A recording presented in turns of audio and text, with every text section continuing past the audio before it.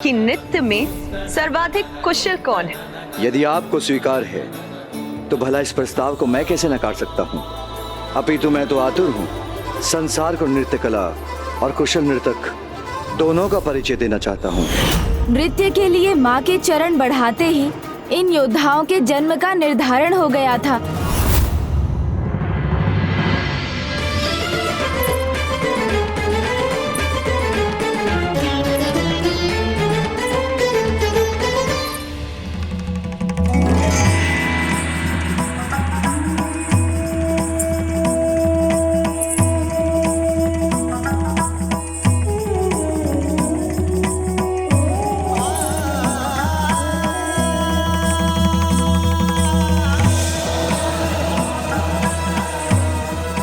माता पार्वती की प्रभु महादेव की जय। माता पार्वती की जय। माता पार्वती की जय। फिर वो नृत्य आरंभ हुआ। इस नृत्य में पिता श्री शिव शंकर के डमरू के नाद के श्रवण से ऋषि पाणिनि को महेंद्र सूत्र नाम की 14 ध्वनियों की रचना की प्रेरणा प्राप्त हुई, जो संस्कृत व्याकरण का आधार बने।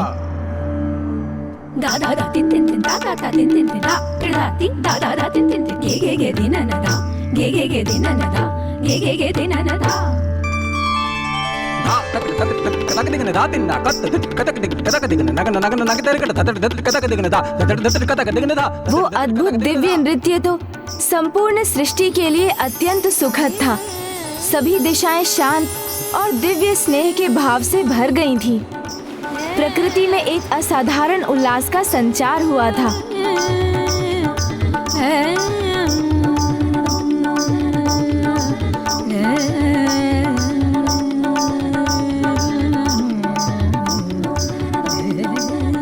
और फिर ऐसा प्रतीत होने लगा जैसे माँ और पिताश्री दो नहीं एक ही हैं।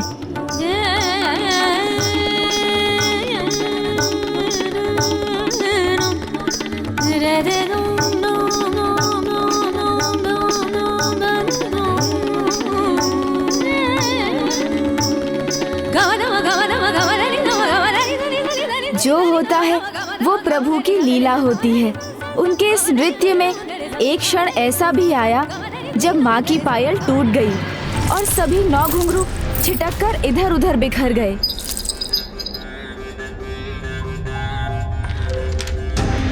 उन दिव्य घुंघरुओं का भी एक विशेष प्रयोजन था। वो बिखरते ही विशाल आकार धारण करने लगे और उन्होंने 9 सुंदर स्त्रियों का रूप धारण किया।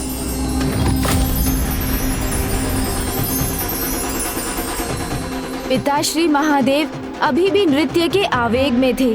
तभी उनके मस्तक से श्वेत के कुछ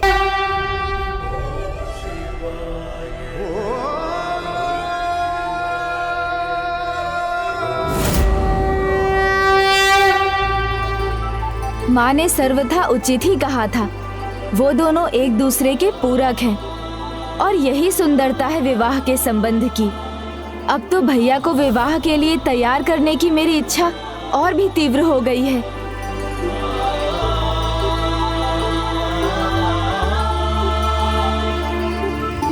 गणेश, क्या हुआ? किस विचार में डूब गए हो तुम? अब आगे क्या हुआ वो बताओ। आगे ये हुआ कि जब माँ की दृष्टि उन स्त्रियों पर पड़ी तो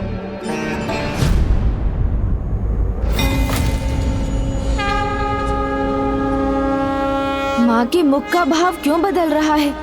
वो अचानक क्रोधित क्यों हो उठी?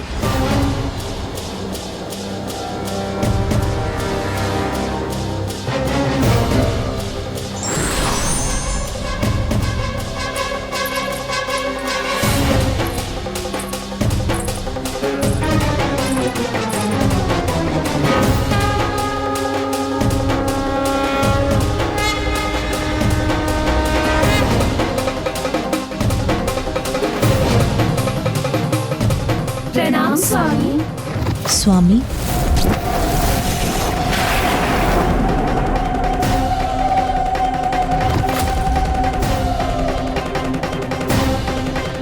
मेरे स्वामी को अपना स्वामी कैसे कहा आप सभी ने?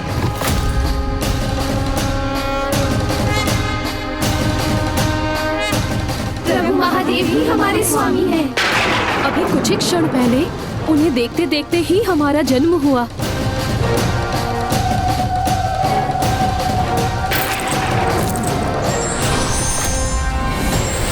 और उनके श्वेत से उत्पन्न संतानों को हम जन्म देंगी। और हमारी मृत्यु के समय भी हमारी दृष्टि मात्र उन्हीं पर टिकी रहेगी। यदि आप मेरे स्वामी महादेव से परिचित हैं, तो उनकी शक्ति से भी अवश्य परिचित होंगी। और ये सब जानते हुए भी अपनी मर्यादा का उल्लंघन किया है तुमने, अपनी सीमा को लांघा है। किसी अन्य के स्वामी से संतान की इच्छा रखना सर्वथा अनुचित है। और इस पाप के दंड स्वरूप मैं तुम सभी को श्राप देती हूँ। और इस पाप के दंड स्वरूप मैं तुम सभी को श्राप देती हूँ। और इस पाप के दंड स्वरूप मैं तुम सभी को श्राप देती हूँ कि तुम्हें कैलाश में कभी शरण नहीं प्राप्त होगी, और ना ही तुम अपनी इन संतानों को जन्म दे सकोगे। और इन्हें ऐसे ही गर्भ में धारण कर तुम्हें कैलाश से दूर रहना होगा। माँ ने उन 9 देवियों को इतना कठोर दंड दे दिया।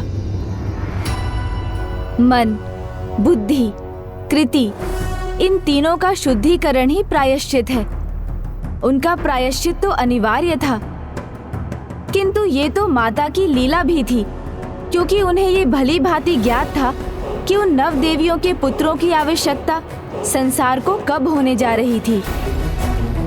कैलाश से जाने पर सभी 9 देवियों ने अपनी भूल को समझकर गौरी शंकराय नमः का जाप आरंभ कर दिया।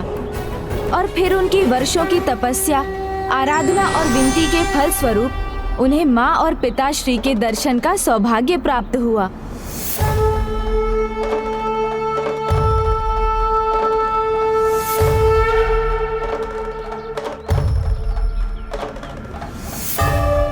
प्रभु,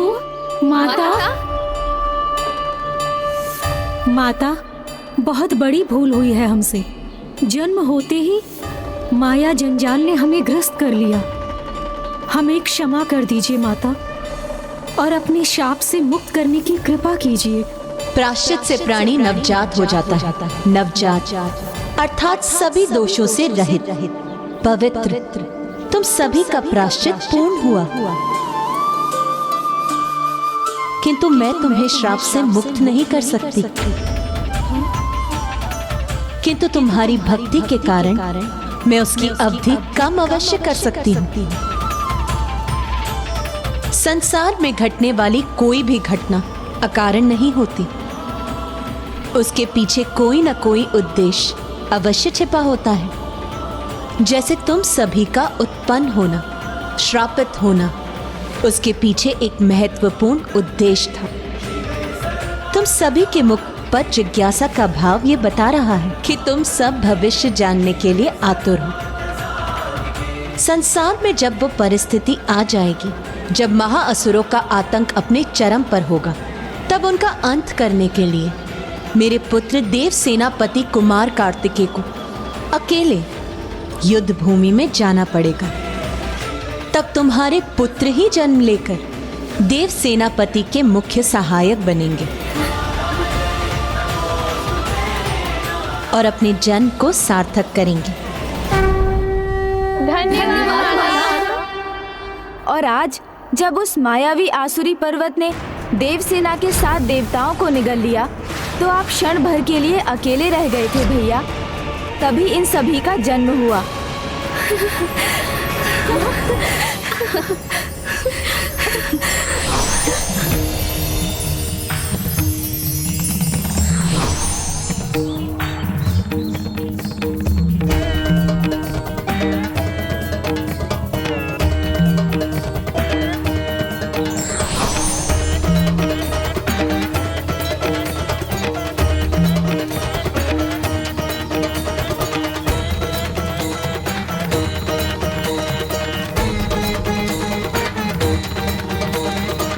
प्रणाम प्रभु गौरी शंकर। प्रभु शिव शंकर, आप ही की ऊर्जा ने हमें इनके जन्म का माध्यम बनाया है, इसीलिए वास्तव में तो ये आप ही के पुत्र हैं। आप इन्हें अपनी सेवा में स्वीकार करें और आप इन्हें इनके जीवन का मार्ग दिखाने की कृपा करें। महायोद्धा होंगे आपके पुत्र देवियों, वीर योद्धा के नाम से विख्यात होंगे और आप सभी इनकी माताएं नवरत्नों के नाम से जानी जाएंगी। यही है इन 9 वीर बंधुओं के जन्म की कथा और इनमें ज्येष्ठ है वीर बाहु। अर्थात मैंने अपने 9 सिंहास्त्र से अपने ही भ्राताओं पर वार कर दिया। भैया, मैं समय चक्र को पीछे ले जाकर पुनः इस घटना को यथावत कर दूंगा।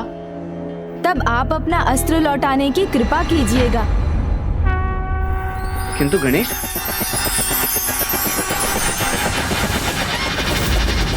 लीजिए भैया, मैं समय को पीछे ले जा चुका हूँ।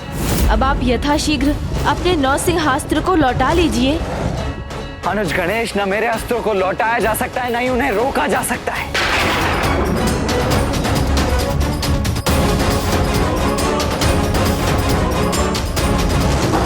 वीर योद्धा कभी अपने कर्तव्य मार्ग से विचलित नहीं होते, चाहे कोई भी चुनौती क्यों ना हो।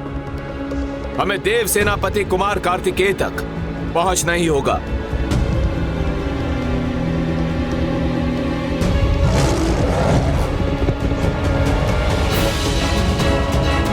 एक ऐसा अनर्थ हो रहा है, मेरा अस्त्र कभी विफल नहीं होता।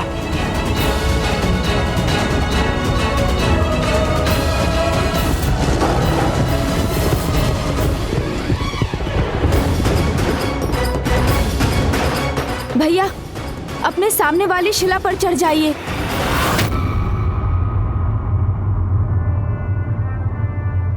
क्यों का? शीघ्रता कीजिए भैया, मेरा विश्वास कीजिए भैया।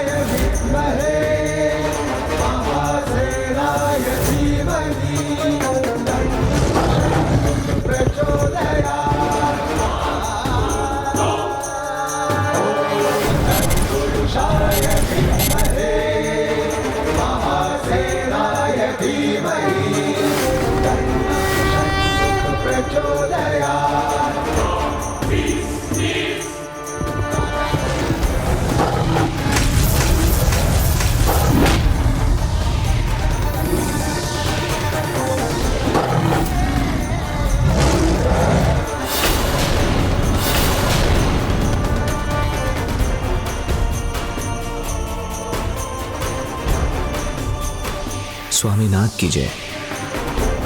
मेरे सिंहास्त्र ने इन पर कोई आघात नहीं किया, ये कैसे हुआ? ये 9 योद्धा कौन है? इस बालक ने अपने रक्षकों को तो नहीं बुला भेजा है? भैया, ये आपके केवल भ्राता ही नहीं, भक्त भी हैं और भक्त की शक्ति प्रभु के अस्त्र को भी उनके आशीर्वाद में बदल देती है। किंतु गणेश, मेरे इस अस्त्र को लौटाया नहीं जा सकता। यदि उस पर प्रत्युत्तर में प्रहार नहीं किया गया तो मेरा अस्त्र कदापि रुकेगा नहीं और मेरे भक्त मेरे अस्त्र पर प्रहार कदापि नहीं करेंगे। तो ऐसे में हमारे पास क्या उपाय शेष रहता है? भैया, आप अपने इन वीर योद्धाओं को आदेश दीजिए कि वो इस नव से अस्त्र को शत्रु सेना की ओर मोड़ दें। उचित है अनुज। हे वीर योद्धाओं, अपने सामने इस अस्त्र का सामना करो और उसे शत्रु सेना की ओर मोड़ दो।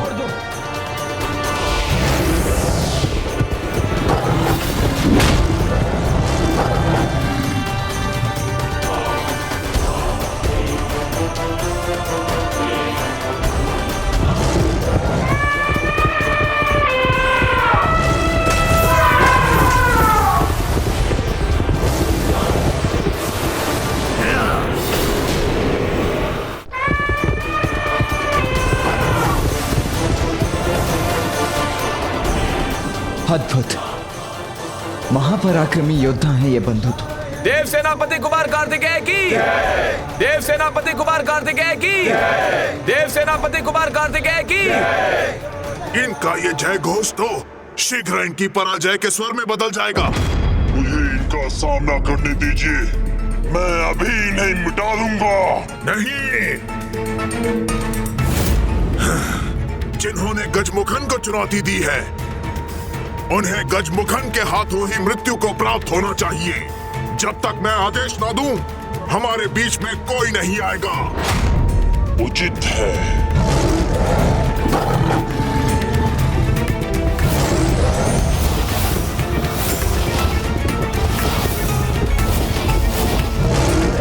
गजमुखन को भयभीत कर सके ना ऐसी कोई माया है, ना ऐसी कोई शक्ति, और ना ही कोई अस्त्र।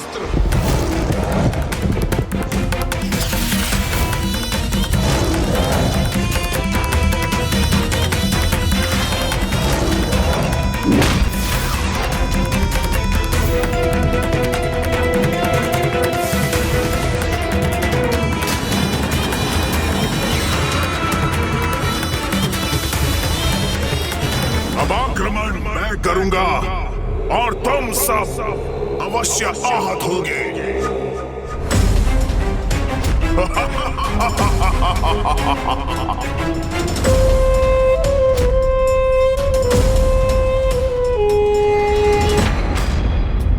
हमारा पहला प्रहार विफल हो गया। नहीं नहीं वीर बंधु, निराश होने का कोई कारण ही नहीं है। अभी तो मात्र एक अस्त्र विफल हुआ है, परास्त नहीं हुए हैं अभी हम। और देखिए तो, असुरों की समस्त सेना नष्ट हो चुकी है। कहीं ना कहीं ये हमारी विजय ही है। आपने सत्य कहा। हम पुनः प्रयास करेंगे और शीघ्र ही इस असुर को हम आपके चरणों में गिरा देंगे स्वामीनाथ। वीर बंधु, आप सभी के पराक्रम और सामर्थ्य से मैं अत्यंत प्रभावित हुआ हूं। इसीलिए आप सभी को मैं अपनी देव सेना के सेनापतियों के रूप में नियुक्त करता हूं। और वीर भाव, आप मेरे प्रमुख सेनापति होंगे।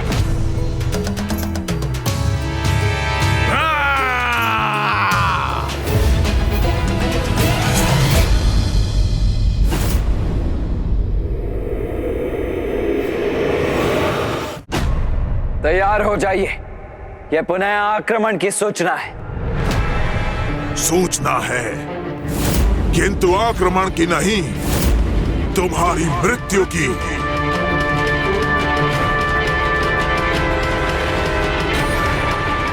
बालक, मैं गजमुखन तुम्हारा काल हूं।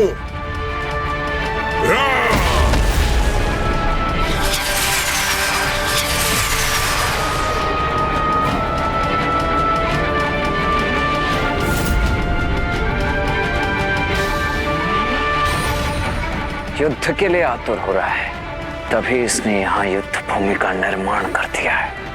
अब कोई तुम्हारी रक्षा नहीं कर सकता।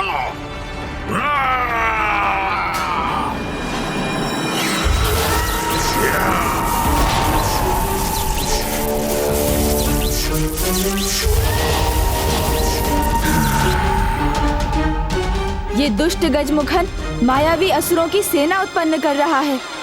यही उचित समय है इस पर आक्रमण कर देव सेना को मुक्त करवाने का और हमारे सैनिकों को लौटा कर लाने का। स्वामीनाथ, आपने मुझे सेनापति नियुक्त कर हमें कृतार्थ किया। अब मुझे उस गजमुखन को परास्त करना है। अपने सेनापति को अवसर देने की कृपा कीजिए स्वामीनाथ।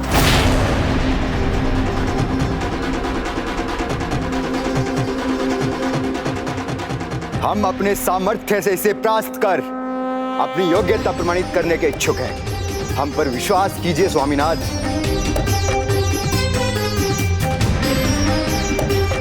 उचित है, किंतु आपको मुझे यह वचन देना होगा कि यदि आप पर कोई कठिनाई छाएगी तो आप यथाशीघ्र सहायता के लिए मुझे पुकारेंगे। आपकी आज्ञा का पालन अवश्य होगा प्रभु, और हमारा प्रयास होगा कि उस गजमुखन को लेकर आपको चिंता करने की कोई आवश्यकता ना पड़े। भ्राताओं, अपने अस्त्र धारण करो।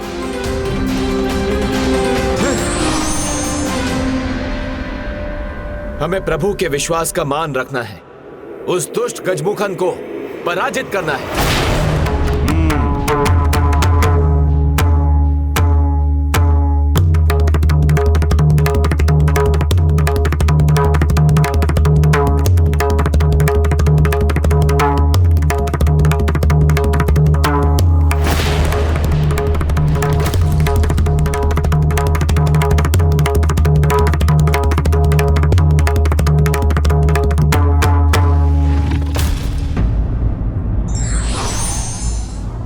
समय रहते व्यक्ति यदि अपने दोष को स्वीकार कर प्रायश्चित कर लेता है तो वो पूर्णतः दोष मुक्त हो जाता है। भ्राताओं, अपने अस्त्र धारण करो।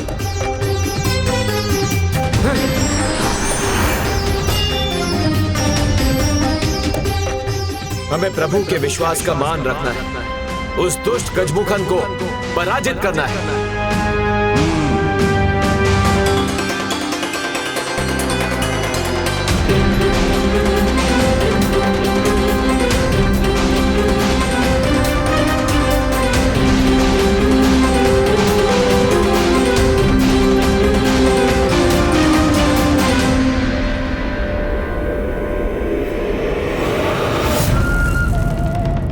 गजमुख, देवताओं को और उस बालक को जो देवताओं का सेनापति बना हुआ है, उन्हें बंदी बनाकर अभी तक लौटा क्यों नहीं है?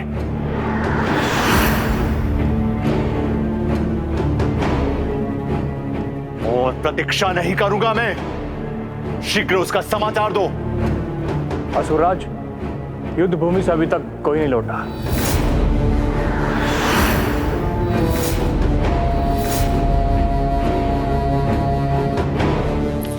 जाओ और जाकर ज्ञात करो क्रोच पर क्या घटित हो रहा है। जो बीत चुका है उसे ज्ञात करने की कोई आवश्यकता नहीं है।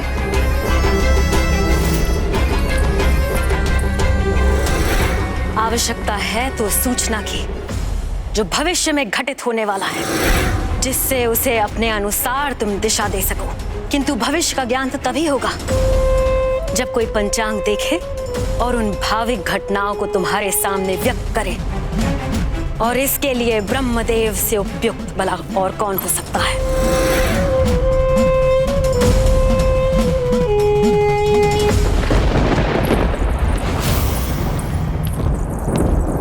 माता के सुझाव का पालन अवश्य होना चाहिए।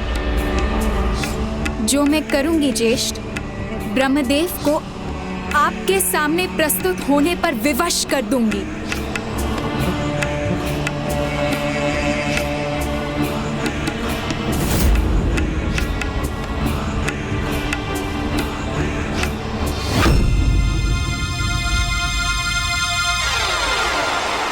इतना दुस्साहस इनका उस दिव्य योद्धा के बिना ही आ गए। उचित है फिर, अब आ ही गए हैं तो मैं इन्हें उलझा कर रख दूंगा।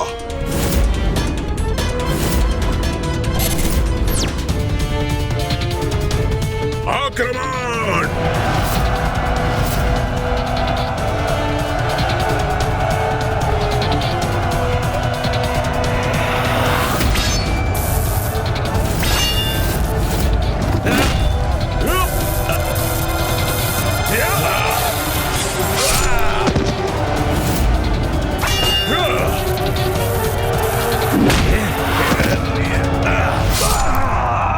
दुष्टों, तुम सभी को नष्ट करेंगे हम। तुम नहीं, मैं आहत करूंगा तुम्हें।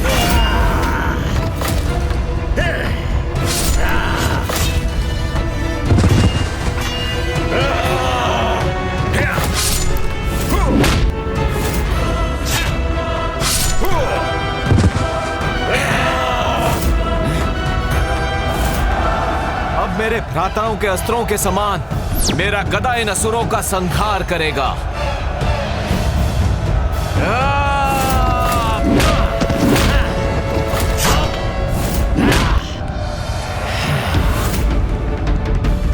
इन मायावी असुर सैनिकों को अपने मार्ग से हटाकर मुझे गजमुखन तक पहुंचकर उसका अंत करना होगा।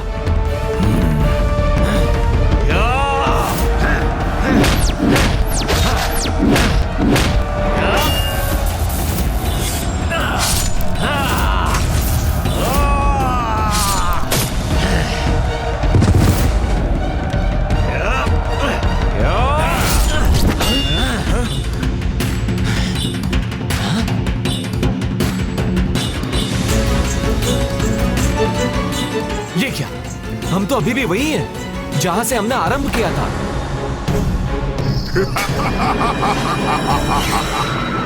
आरंभिक स्थान ही अंतिम स्थान बनेगा तुम्हारा। इस माया का स्रोत तो वो गजमुखन है, वो मिटेगा तभी ये माया भी मिटेगी।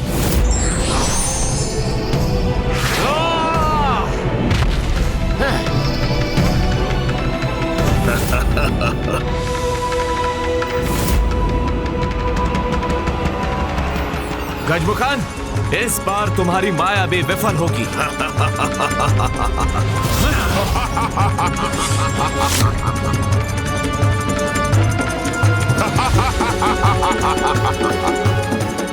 व्यर्थ हो गया मेरा प्रहार। गजमुखन तो यहां था ही नहीं। जय पराजय हमारी सोच पर निर्भर है। मान लो तो पराजय, ठान लो तो जय। इसलिए निराश मत हो भ्राताओं, हमें ठान कर आगे बढ़ना है और गजमुखन तक पहुंचना है।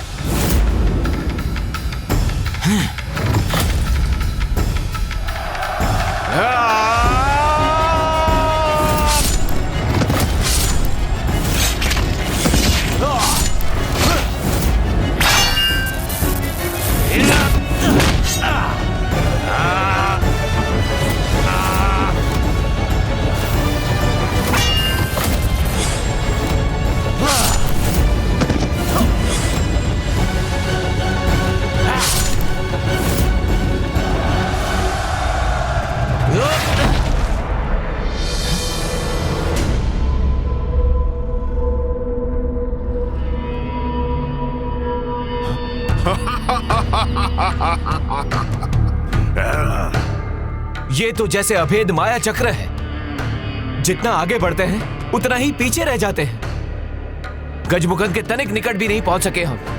और कितने समय इसी प्रकार का व्यर्थ युद्ध करते रहेंगे हम? कदाचित गजमुख सर्वप्रथम उन्हें थकाना चाहता है। नहीं देवराज, इसके पीछे तो अवश्य ही कोई बहुत बड़ी योजना है, कोई और ही कारण है।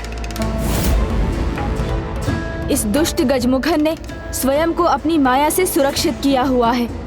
जब तक माया का वो चक्र नष्ट नहीं होता, वीरबाहु उस तक कदापि नहीं पहुंच सकेगा।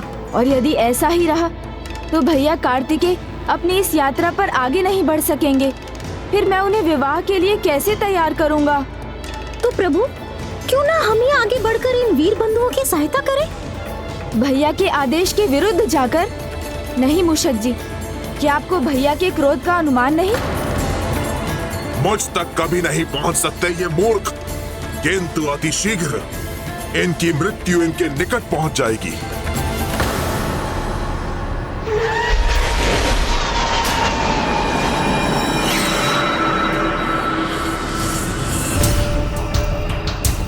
दुर्मुखी, सामने आओ।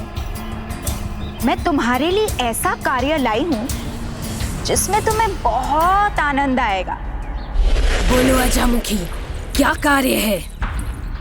देवताओं का पीछा करने में तुम्हें बहुत आनंद आता है ना? और मैं तो तुम्हें देवियों को ढूंढने का कार्य देने जा रही हूँ। इसमें तो आनंद ही आनंद होगा। कहो, किस देवी को ढूंढना है? इंद्र की पत्नी देवी शची और पुत्री देवसेना। तुम उन्हें ढूंढ कर लाओ, मैं ब्रह्मदेव को ढूंढती हूँ।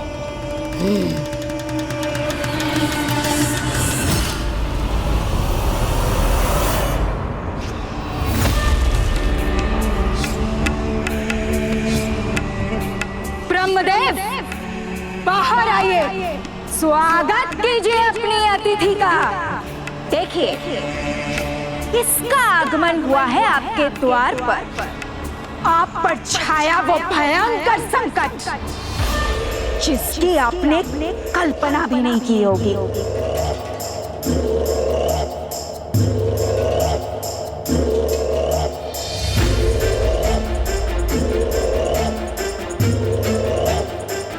सहजता नहीं तो विवशता में ही सही, पर चलना तो होगा आपको ब्रह्मदेव। नहीं तो आप जानते ही होंगे कि मैं संपूर्ण ब्रह्मलोक को अपने सींगों पर उठाकर ले जा सकती हूँ। अब आप निर्णय कर लीजिए।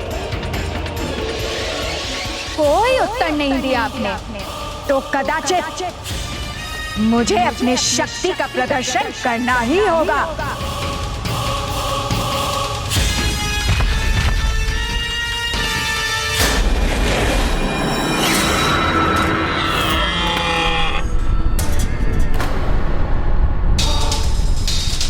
कौन है ये जिसमें ब्रह्मलोक का संतुलन बिगाड़ने का सामर्थ्य है? यदि ब्रह्मलोक अपने स्थान पर नहीं रहा तो संपूर्ण सृष्टि असंतुलित हो जाएगी।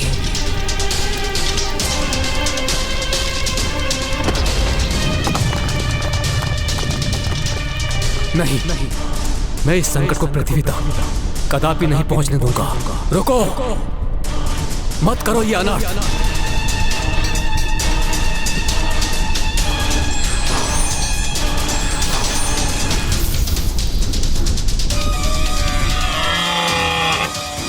मैं प्रस्तुत हूं, तुम्हारी जो भी इच्छा हो पूर्ण कर लो, किंतु इस संपूर्ण सृष्टि को हानि मत पहुंचाओ।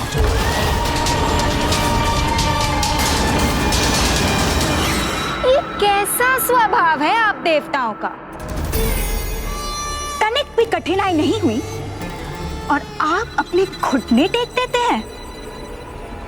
अच्छा है, मैं जो कार्य के लिए आई थी वो तो संपूर्ण हो ही गया।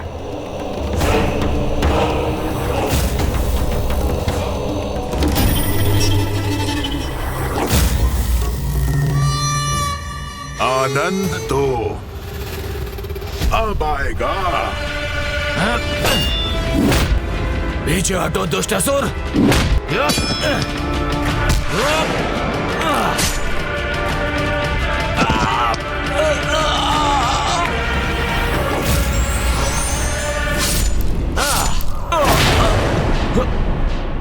ज्येष्ठ, ये मुझसे क्या हो गया? मुझे क्षमा कर दीजिए। स्वयं को दोष ना दे। ये माया जाल है जिसका उपयोग उस दुष्ट ने इस युद्ध में किया है। हमें इस माया को रोकने के लिए कोई उपाय करना होगा।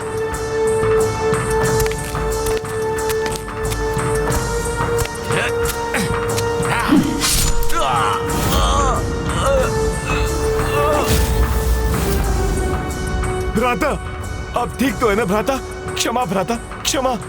यदि ये गजमुख इसी प्रकार अपनी माया से इन्हें आहत करता रहा तो मैं अधिक समय तक मूक दर्शक बनकर स्वयं को रोक नहीं पाऊंगा। मुझे शीघ्र ही कुछ करना होगा। नहीं कुमार कार्तिक, आप उन्होंने वचन दिया था, जब तक वो आपकी सहायता के लिए पुकारेंगे नहीं, आप अपनी ओर से इस युद्ध में तनिक भी हस्तक्षेप नहीं करेंगे। भाई भाई के रक्त का प्यासा हो जाए, इसमें तो सर्वाधिक आनंद आता है हम असुरों को। मैं वचनबद्ध हूँ, इसीलिए बेबस हूँ, अन्यथा इस गजमुख की माया को तो कब का नष्ट कर दिया होता मैंने। इस माया को भेदने का एक ही उपाय है जिसमें मैं इनकी सहायता कर सकता हूँ, किंतु कैसे करूँ? वीर बंधुओं के पुकारे बिना यदि मैं गया तो भैया मुझे क्षमा नहीं करेंगे। हम तो जैसे उस दुष्ट के हाथों की कठपुतली बन गए हैं। प्रभु कार्तिकेय कितने निराश होंगे। कैसा विघ्न है ये जो हटने का नाम ही नहीं ले रहा। विघ्न? विघ्न को टालने का तो एक ही उपाय है।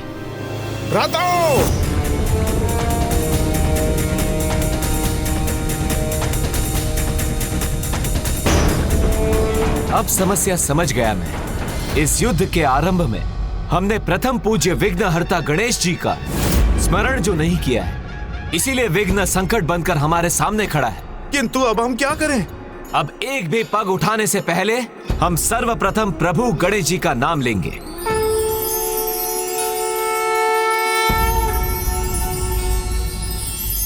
ओम विघ्नहर्ता श्री गणेशाय नमः। ओम विघ्नहर्ता श्री गणेशाय नमः।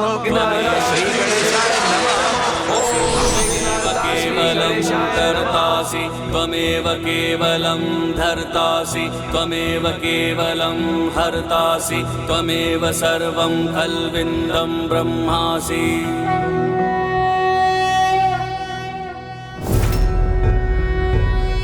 प्रभु यहाँ? हाँ, गजमुखन की माया नहीं, मैं स्वयं हूँ यहाँ। कुरु मे देव सर्वकार्येषु सर्वदा। मैंने तो गणेश से स्पष्ट रूप में कहा था कि उसे युद्ध में भाग लेने की अनुमति कदापि नहीं, किंतु फिर भी वो वहां क्यों चला गया? माया की शक्ति को एकमात्र भक्ति से ही भेदा जा सकता है वीरबाहु। और तुम्हें भक्ति भाव से किसका स्मरण करना है, ये तो तुम्हें भली भांति ज्ञात है।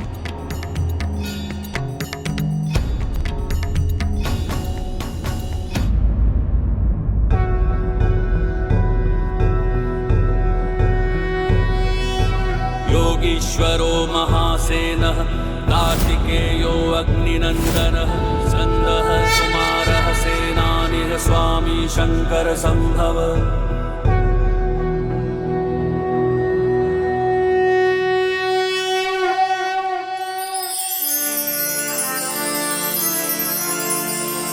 इस गजमुख की माया के अंत का समय अब आ गया है।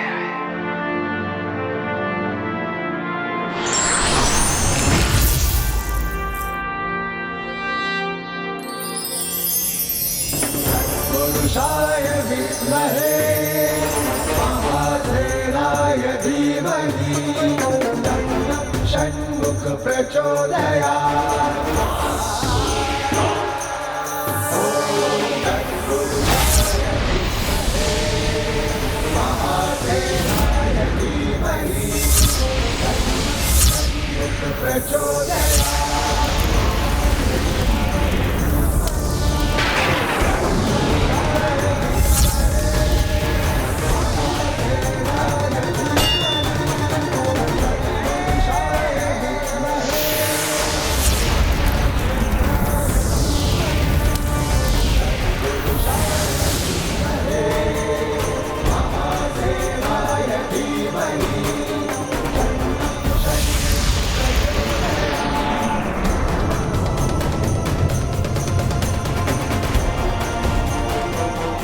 नहीं, ये कैसे संभव है? गजमुखन, अब माया रहित हो गए हो तुम, इसलिए अब तुम्हारी रक्षा कोई नहीं कर सकता।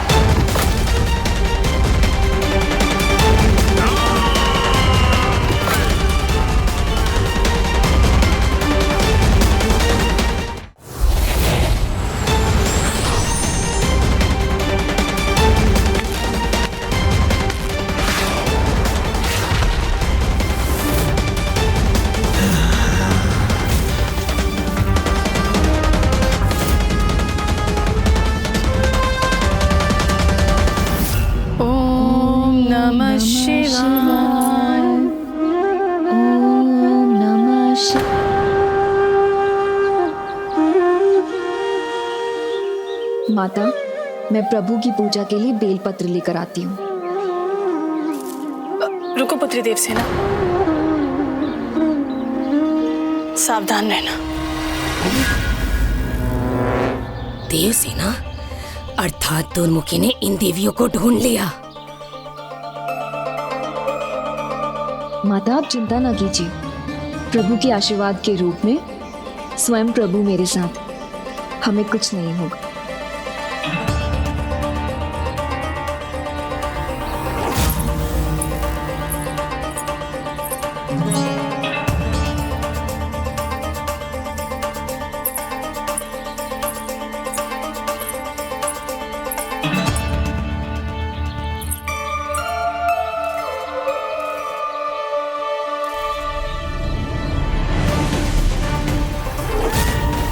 कोई तो है यहाँ।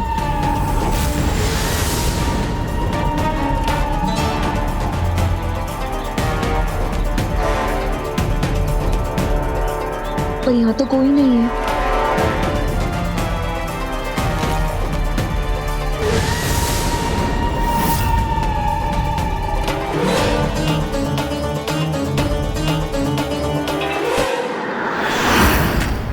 अब अब ये मुझसे बच नहीं सकती।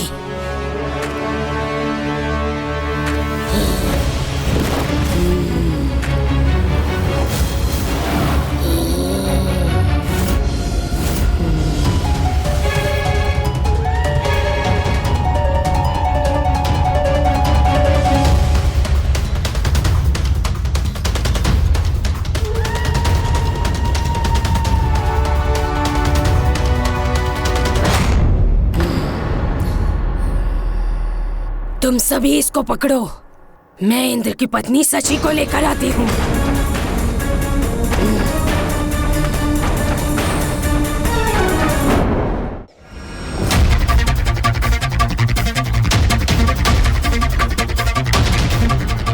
स्वामीनाथ, स्वामीनाथ,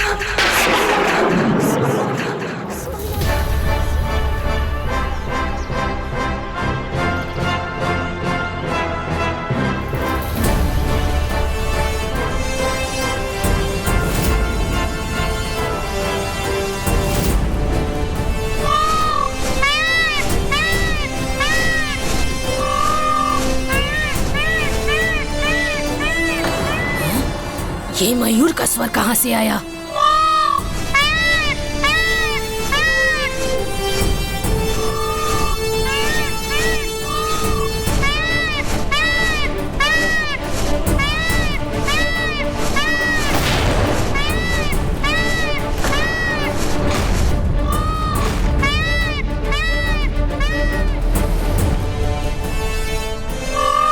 ये मयूर नृत्य करने के स्थान पर देवसेना की रक्षा करने आया है।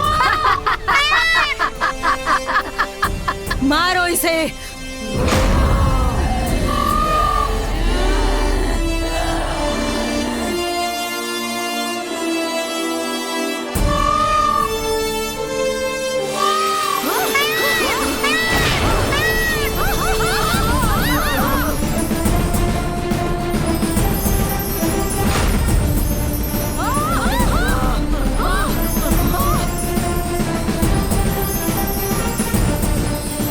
कदाचित मुझे अजामुखी को यहाँ लेकर आना चाहिए।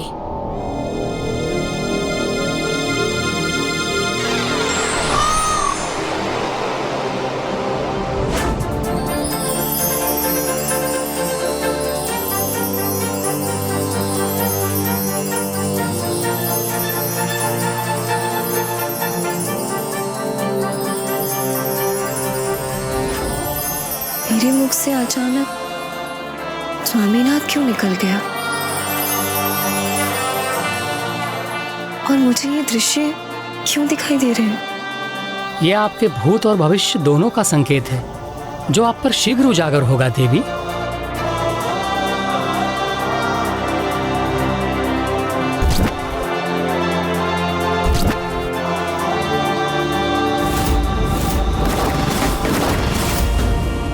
ये कौन है जिनके दृश्य मुझे बार बार दिखाई पड़ते हैं? क्या संबंध है मेरे वर्तमान का इन दृश्यों से?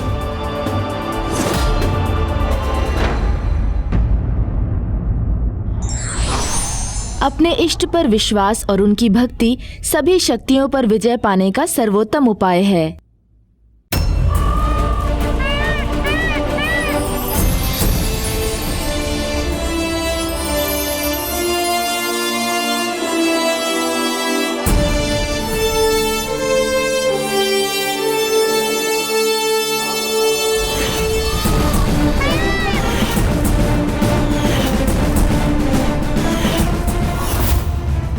मुझे ये दृश्य क्यों दिखाई दे रहे हैं?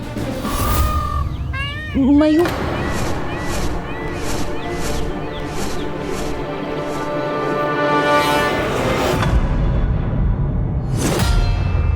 गजमुखन पर वार करना इतना सरल नहीं।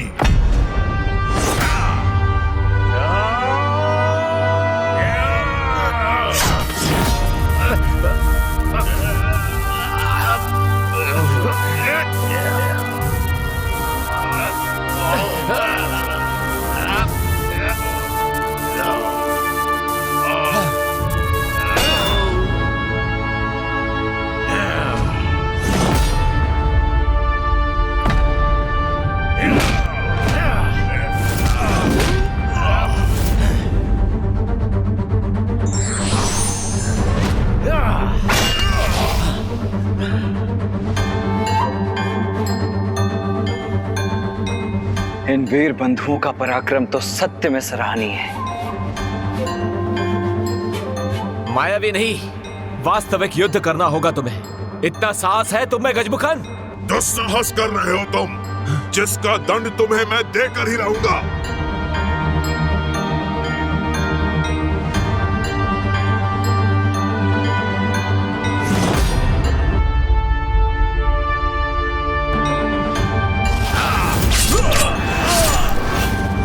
ज्येष्ठ,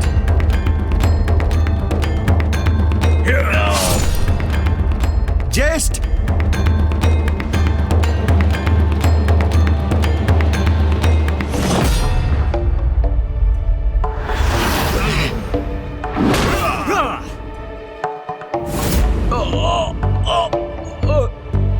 कोई नहीं आएगा बीच में।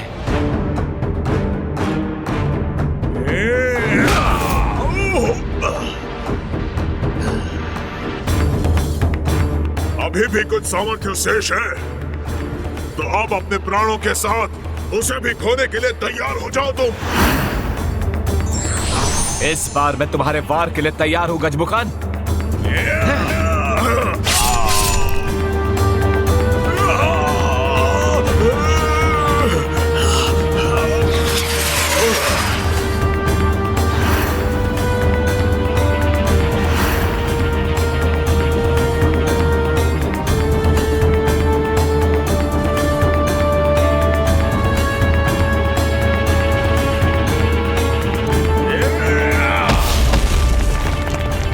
ये दुष्ट अब क्या कर रहा है? ये दुष्ट अपनी दुष्टता से नहीं चूकते। इस दुष्ट गजमुख ने पुनः अपने मायावी पर्वतों का आवाहन किया।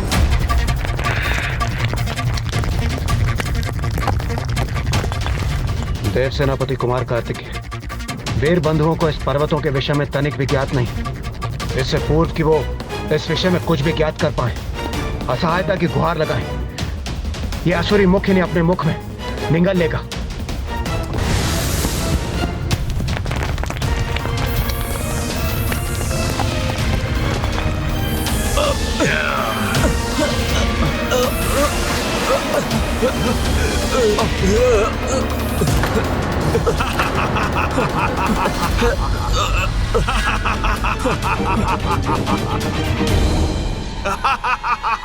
यही वो क्रौंच पर्वत है जिसके विषय में नारद जी ने हमें बताया था। इसे भीतर से नहीं भेदा जा सकता।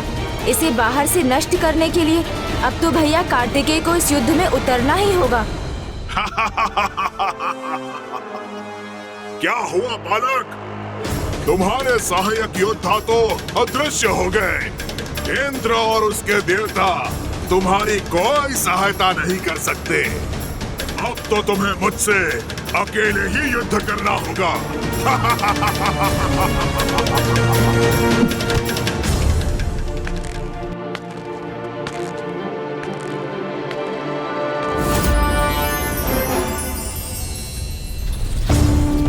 शीघ्र बताए ब्रह्मदेव, क्या लिखा है इस पंचांग में?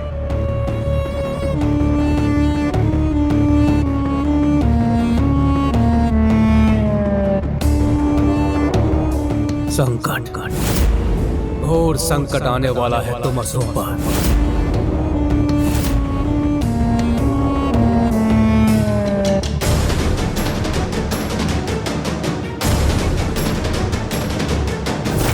युद्ध नहीं, क्रीड़ा है ये मेरे लिए, और इस क्रीड़ा का अंत मैं ही करूंगा, शीघ्र।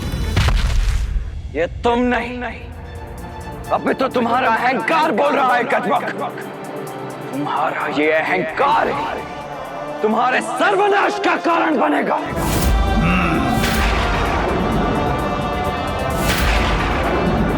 ये भयंकर युद्ध अब उस दुष्ट गजमुखन की मृत्यु के साथ ही थमना चाहिए। 9 योद्धा भेजे थे तुमने, सभी क्रौंच पर्वत में बंदी बने हैं। मैं चाहूं तो तुम्हें भी बंदी बना सकता हूं।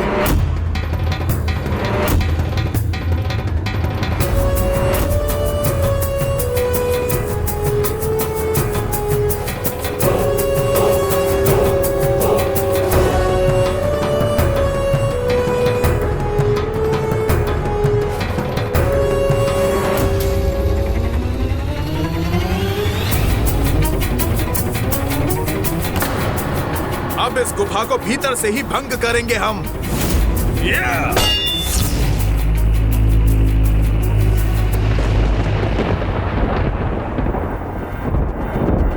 हमारे प्रहार से उत्पन्न ध्वनि ने हमें ही विचलित किया। नहीं भ्राता, नहीं। यहां से बाहर निकलने के लिए हमें उस पर प्रहार नहीं, कोई अन्य उपाय सोचना होगा।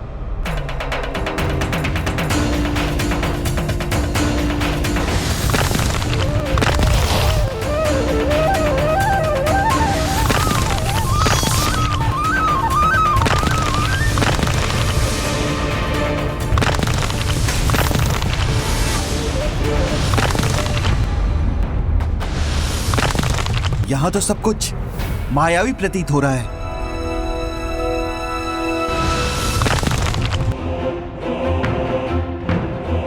यहाँ का द्वार कुछ ही क्षणों के लिए खुलता है, हमें तभी यहाँ से बाहर निकलना होगा।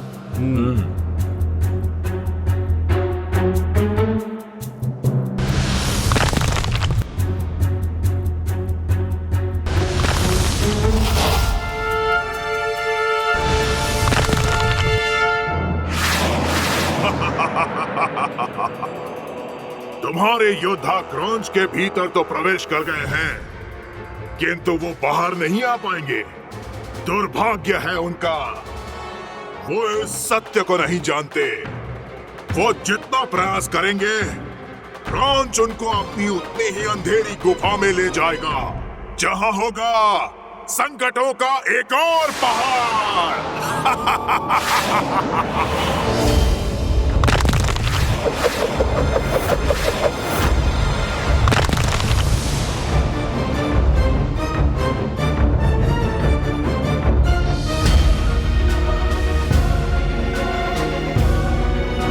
बाहर नहीं, और भीतर पहुंच गए हैं हम। सावधान भ्राताओं, स्वयं को सुरक्षित करो।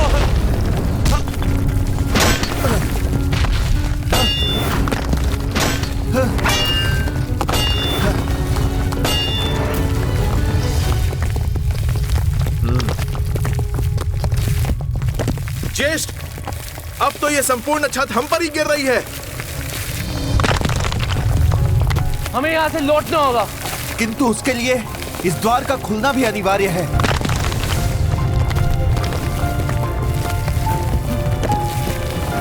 परंतु भ्राता, हमारे पास समय शेष नहीं है।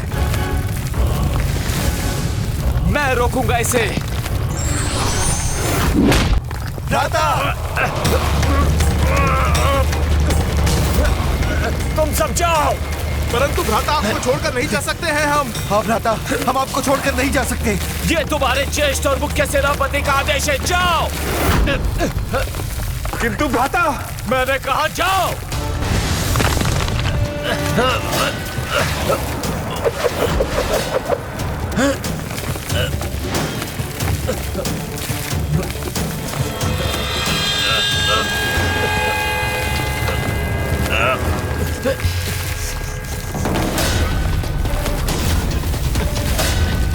जय स्वामी कार्तिकेय।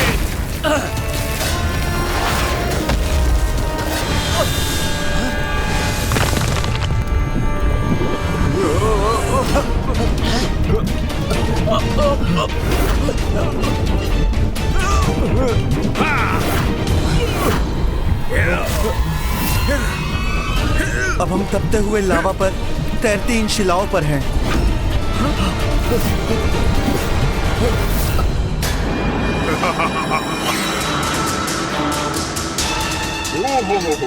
भयभीत हो गए? भीरू और दुर्बल ही संकट में अपने स्वामी का स्मरण करते हैं।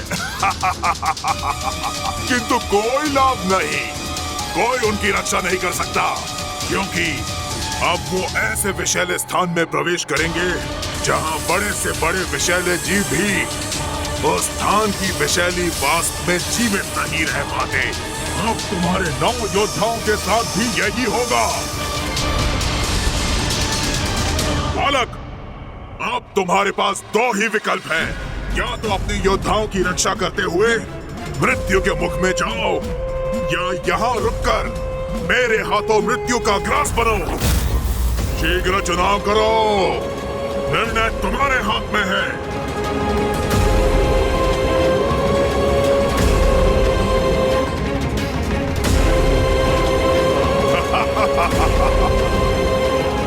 कहीं वो उस लावा कक्ष में तपते लावा में डूबने वाले तो नहीं?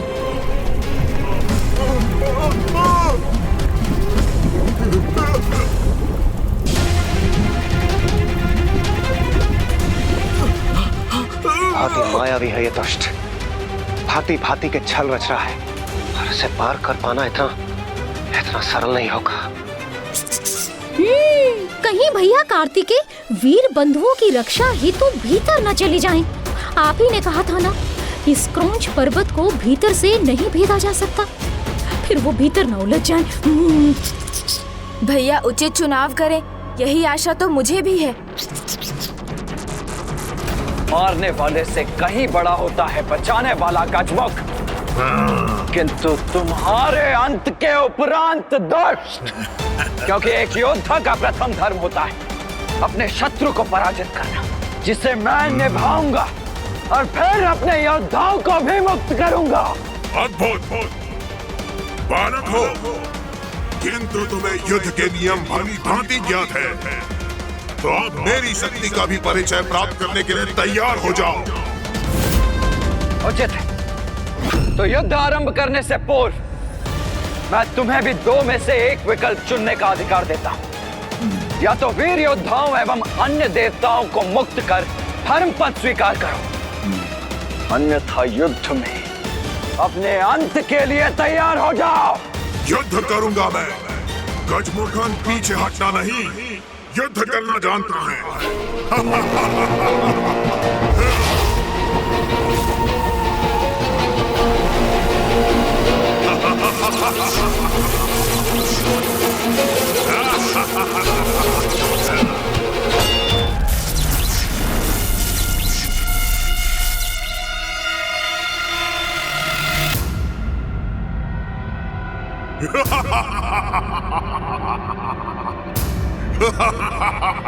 ये दुष्ट इस रेखा को खींचकर हम दोनों के मध्य की दूरी बढ़ा रहा है, किंतु फिर भी मेरे वार से नहीं बच पाएगा ये, कदापि नहीं।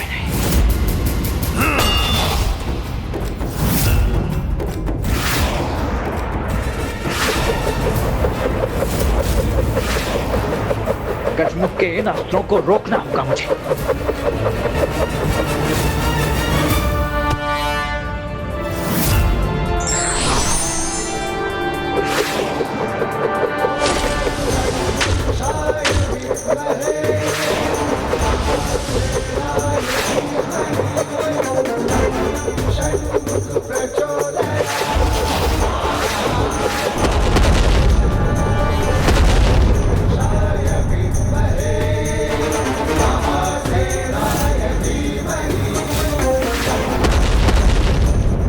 ये बाण तो मेरी ओर ही बढ़ा आ रहा है, इसे बालक समझना भूल थी मेरी। और शक्तिशाली प्रहार करना होगा मुझे।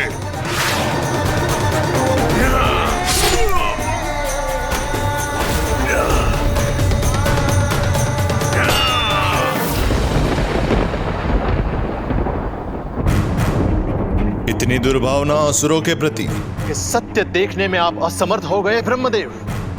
काल की बात कर रहे हैं आप, जबकि हमने देवताओं को ही नहीं, स्वयं देवराज इंद्र के पुत्र को अपना सेवक बनाया है, और स्वयं आप भी तो हमारे समक्ष प्रस्तुत होने पर विवश है ब्रह्मदेव। असुर सम्राट, बंदी देवता, देवराज के पुत्र आपकी इच्छा के बंदी है।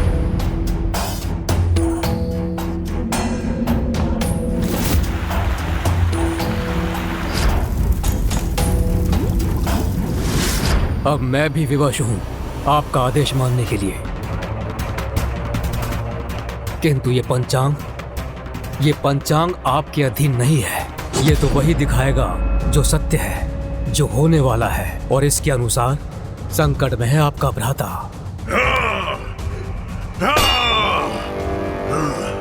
मेरा रक्त बहाया तो तुम्हें रक्त से रिक्त कर दूंगा। सावधान ब्रह्मदेव, और एक शब्द सुनना नहीं चाहता हूं। गोपुत्र,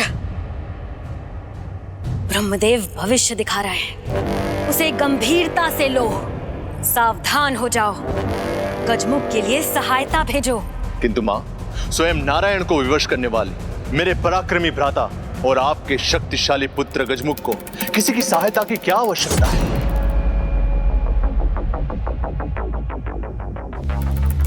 उचित है, आपके आदेश का पालन होगा। गजमुख और उसका पुत्र सुरेंद्र अभी कहां पे है? महान असुरेंद्र इस समय राजभवन में नहीं है, अभी तो क्रौंच पर्वत के निकट बने अपने शस्त्रागार में युद्धाभ्यास कर रहे हैं। युद्ध कौशल तो असुरेंद्र अपने बाल काल से ही सीख रहा है। अस्त्र और युद्ध कला में निपुण हो गया है वो। मेरा आदेश उस तक पहुंचाओ। जाकर वो अपने पिता की सहायता करे और शीघ्र ही मुझे विजय का समाचार प्राप्त हो।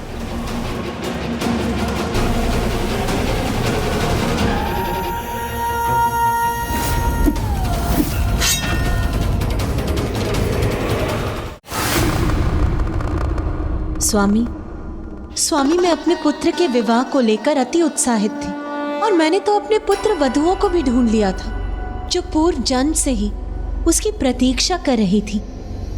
एक ओर देवराज इंद्र की पुत्री देवसेना है। चिंता मत कीजिए माता, प्रभु कुमार कार्तिकेय स्वयं गए हैं भ्राता जयंत को लौटाने और वो उसे सुरक्षित वापस लेकर आएंगे।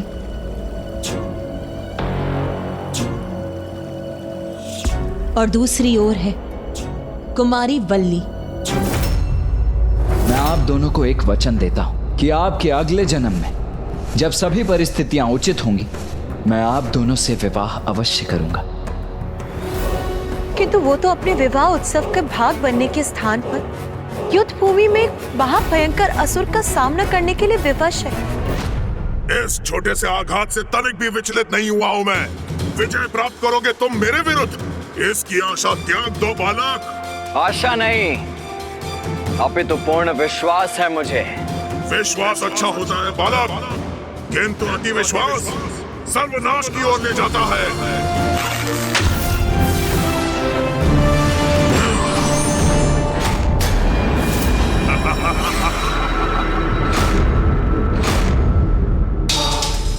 मेरे इस बाएं हाथ ने तो नारायण के सुदर्शन चक्र को रोककर थाम लिया था, उसके सामने तुम्हारे ये हार क्या है?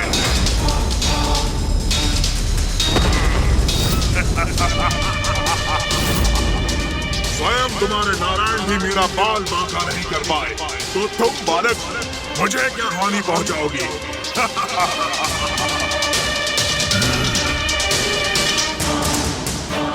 और देखो बालक, क्रौंच पर्वत की ये लालिमा बता रही है कि तुम्हारे 9 योद्धा शीघ्र लावा की गहराई में खोने जा रहे हैं। तो भीतर वो और यहाँ तुम, सबका एक साथ अंत होगा।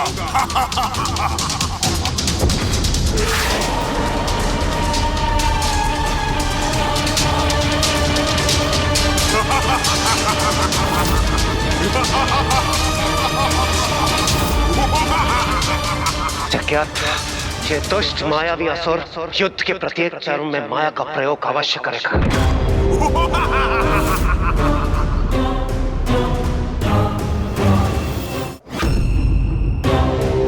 ये मूर्ख गजमुखन भूल गया, अभी कुछ क्षण पहले ही तो भैया ने उसकी माया को नष्ट किया था, तो उन पर माया के प्रयोग का कोई लाभ कैसे होगा? नहीं गजमुख, न तुम्हारी ये माया मुझ पर सफल होगी और न ही वीर बाहु और उसके पराक्रमी वीर योद्धा भ्राताओं का कोई अनिष्ट होगा।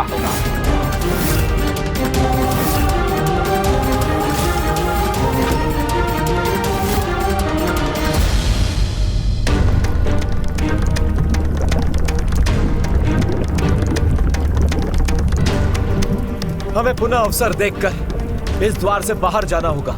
किंतु भ्राता, यदि वहां कोई इससे ही बड़ा संकट हमारी प्रतीक्षा में हुआ तो? अपने पराक्रम पर विश्वास रखो भ्राता, जब तक श्वास है तब तक हम पराजय नहीं मानेंगे।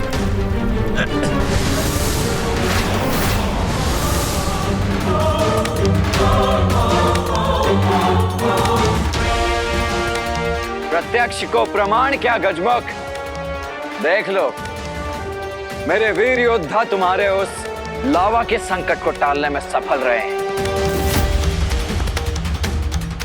नहीं, उन्होंने संकट टाला नहीं है, अपितु और गहरे संकट में उलझ गए हैं। किंतु तुम उनकी नहीं अपनी चिंता करो। तुम्हारा अंत प्रत्यक्ष रूप से तुम्हारे सामने खड़ा है।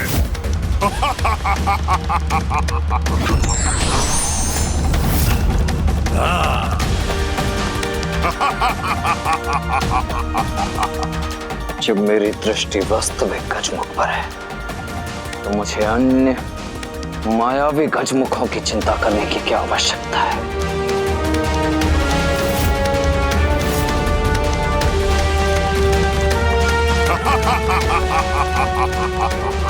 बालक, तुम भूल कर रहे हो, मैं ही हूँ वास्तविक गजमुखन।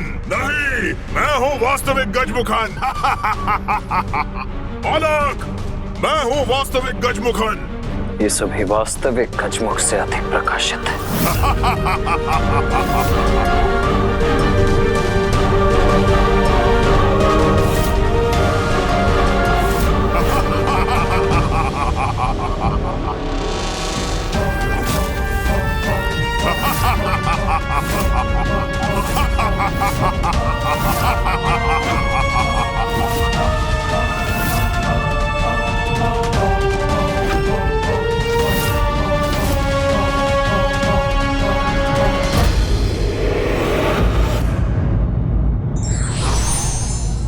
बड़ी से बड़ी माया और बड़े से बड़ा बल भी विधि के विधान को चुनौती नहीं दे सकते।